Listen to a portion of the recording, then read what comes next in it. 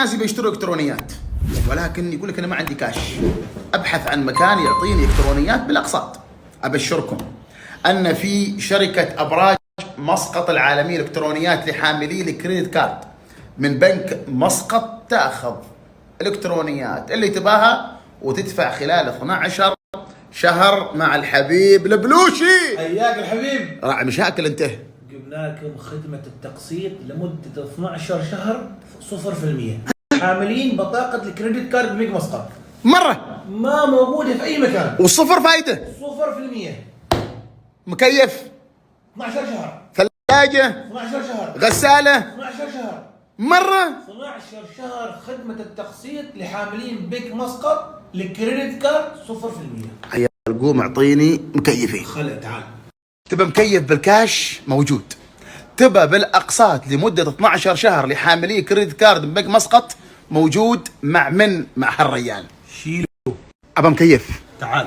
تي سي ال طن ونص 210 صار 168، وماركه تي سي ال طنين من 250 ل 197 و500 اللي انا مركبهم في بيتي. اقوى المكيفات فريجو طنين من 230 صار 184. واللي عندهم بطاقه بنك مسقط الثلاجات اقساط لمده 12 شهر. من ابراج مسقط 12 شهر. حتى الفريزرات اقساط. كل اقساط، فريزرات اقساط. خذ 12 شهر تقسيط.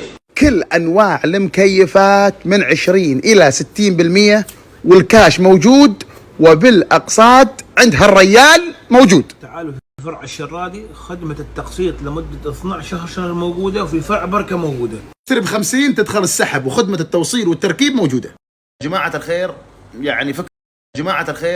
يعني فكرة جميلة من أبراج مسقط العالمية الإلكترونيات، أن الواحد الآن اللي ما يقدر يدفع كاش ويشتري المكيفات ويشتري الأجهزة اللي يبغاها خلال عام كامل بصفر فائدة، يكون عندك كريدت كارد بنك مسقط وعيش اشتر ولا حد بيكلمك.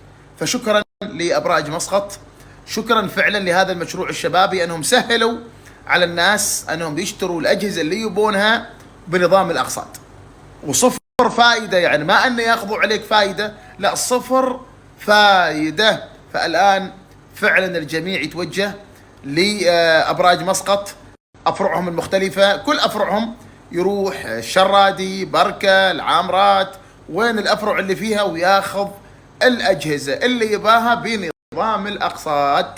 شكرا يا البلوشي، وشكرا لأبراج مسقط. في حاجة ثانية معنا، الآيفون، إيش سالفته؟ اسمعوا مني.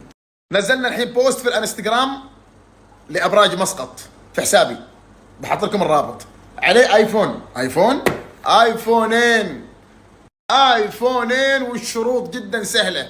وقلنا بما ان ابراج مسقط مشروع شباب عمانيين، وخضينا من هالايفونات من هالريال الطيب، وباذن الله تعالى بنوزع ايفونين في الانستغرام. روحوا للبوست وفجروه تفجير.